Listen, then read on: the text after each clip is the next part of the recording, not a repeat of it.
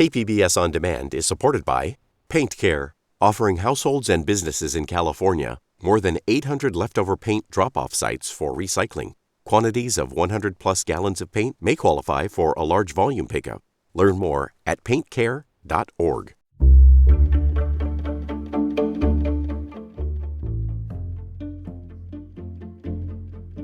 Good morning, I'm Debbie Cruz. It's Friday, July 12th.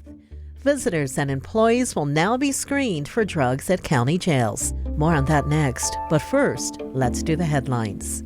San Diego Mayor Todd Gloria announced $20 million in funding for Bridge to Home, an affordable housing program. Bridge to Home helps developers finance affordable housing projects. The $20 million announced Thursday is earmarked for new construction, site clearance, and site improvements. The city said the program has already provided $66 million in funding. The city of San Diego announced more than $12 million will be distributed to 179 arts and culture nonprofits this fiscal year. The awards vary. For example, Signet Theater is receiving more than $150,000, while arts website Vanguard Culture is getting more than $10,000. The city provides arts and culture funding each year. The amount this year is in line with the previous year. The money is generated through taxes on hotel rooms and other accommodations. San Marcos residents will get to vote on a 1-cent sales tax this November. This week, the City Council approved adding the proposal to the general election ballot. The council said if passed, it'll generate $20 million in funding per year. The money would be used for things like street and park maintenance and public safety. The election is on November 5th. Visit kpbs.org/elections to learn more. From KPBS, you're listening to San Diego News Now. Stay with me for more of the local news you need. KPBS On Demand is supported by UC San Diego's Art Power, presenting cellist Joshua Roman, performing from his album Immunity, alongside music by J.S. Bach and more. Sunday, June 22nd at UC San Diego's Epstein Family Amphitheater. Reserve your tickets at artpower.ucsd.edu.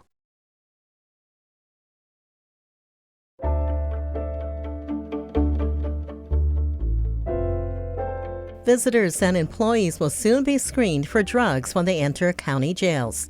Metro reporter Angie Bowen says the new policy is an about-face for Sheriff Kelly Martinez.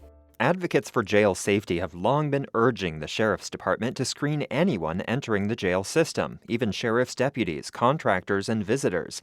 Screenings have previously been limited to inmates. After years of resisting those calls, Sheriff Martinez announced Thursday that expanded screenings with drug detection dogs would soon begin, unannounced and at random. I myself will go through a screening, a contraband screening, if I enter the jails. When I enter the jails, I plan to do that myself, so it's nobody's immune. It's from the top down. The chair of the county's Citizens Law Enforcement Review Board praised the move, saying it would help prevent overdoses and save lives. Andrew Bowen, KPBS News.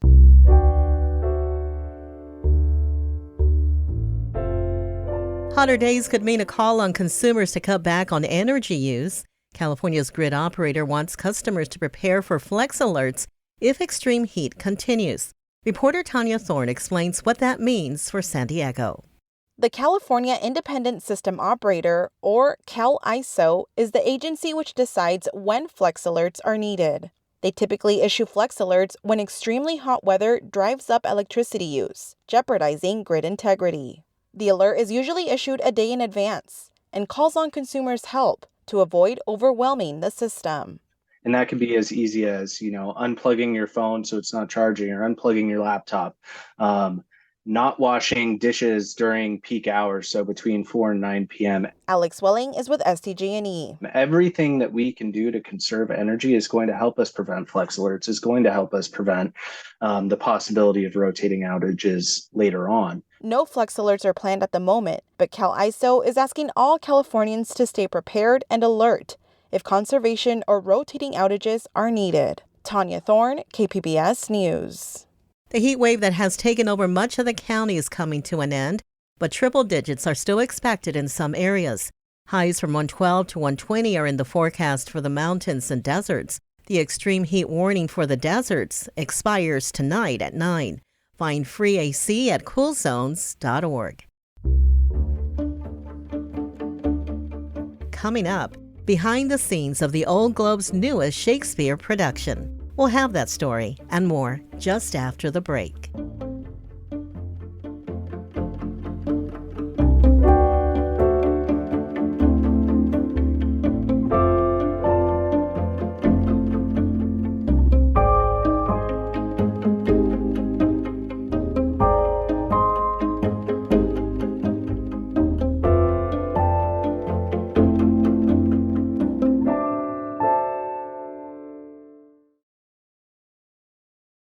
KPBS On Demand is supported by UC San Diego's Art Power, presenting cellist Joshua Roman, performing from his album Immunity, alongside music by J.S. Bach and more, Sunday, June 22nd at UC San Diego's Epstein Family Amphitheater. Reserve your tickets at artpower.ucsd.edu.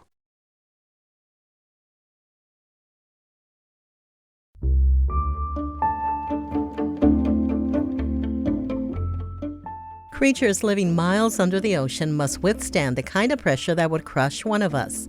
SciTech reporter Thomas Fudge tells us some invertebrates, called comb jellies, survive it by forging a different kind of cell. Comb jellies, which resemble jellyfish, live in many places, and some live 8,000 meters beneath the sea. They adapt to that massive water pressure at the molecular level by changing the shape of their lipids, which are the building blocks of cell membranes.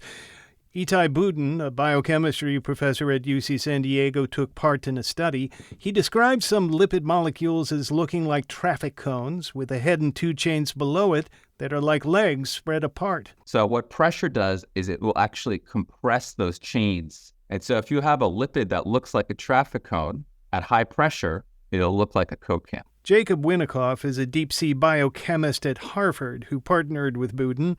He points out lipids can't all be like Coke cans. Some of them still need to be traffic cones, or, if you play badminton, a shuttlecock. What we see in the deep-sea comb jellies is they've rearranged some of the atoms in these lipid molecules so that even under pressure, they are still shuttlecock-shaped.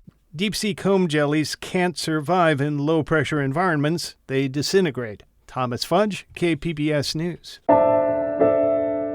Old Globe artistic director Barry Edelstein has adapted Shakespeare's historical trilogy Henry VI into a two-part epic called Henry VI. Arts reporter Beth Accomando takes us behind the scenes of this ambitious production that will complete the Globe's Shakespeare canon after almost 90 years. Ever wonder what it would be like to be sitting in Shakespeare's Globe Theater and seeing one of his plays for the very first time? I love the idea that one can think about a play of Shakespeare as a new play. And you essentially can, says the Globe's artistic director Barry Edelstein, because Shakespeare's Henry VI plays are so rarely produced that most people have probably never seen them. They also reveal Shakespeare as a young playwright trying to make a name for himself. It's this sense of, look at me, watch me flex my muscles as a writer and do these audacious things, which gives the production and the plays themselves this great energy and this great sort of youthful exuberance. Edelstein's work began almost a decade ago when he decided to adapt the Bard's historical trilogy into a more manageable two-part play rechristened Henry VI. The three plays tell one story of the reign of the English King Henry VI, which was in the 15th century, during which there was a dynastic struggle, a civil war between two families, the House of York and the House of Lancaster.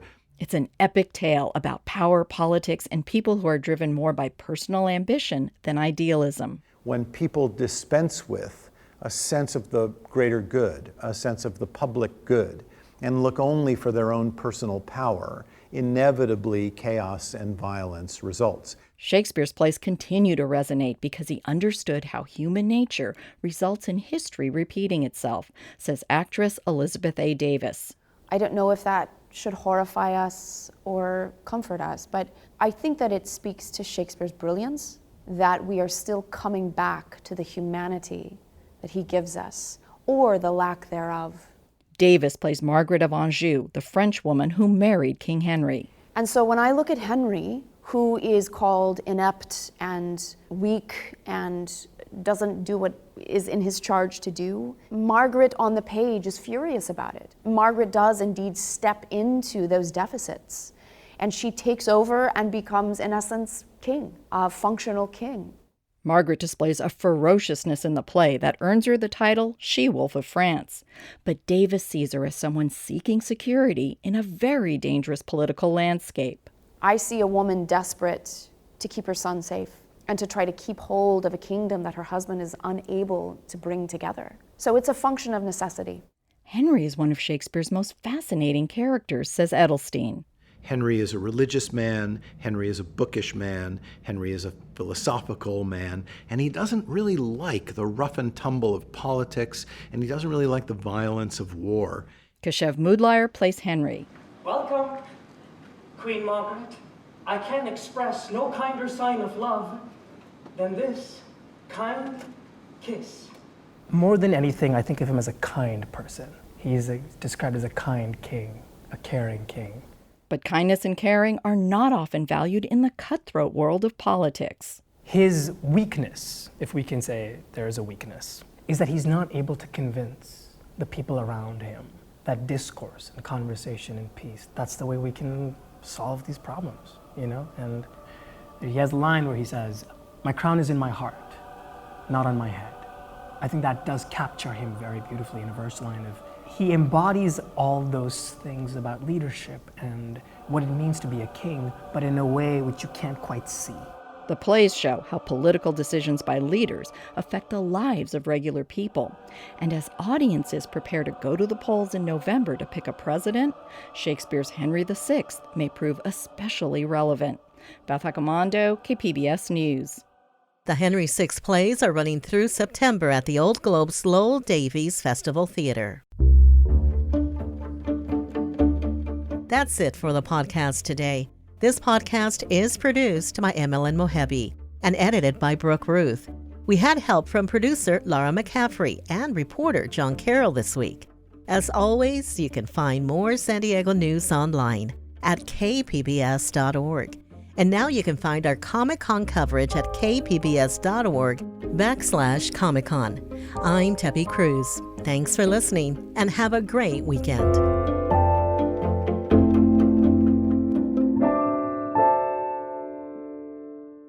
KPBS On Demand is supported by UC San Diego's Art Power, presenting cellist Joshua Roman, performing from his album Immunity, alongside music by J.S. Bach and more, Sunday, June 22nd at UC San Diego's Epstein Family Amphitheater. Reserve your tickets at artpower.ucsd.edu.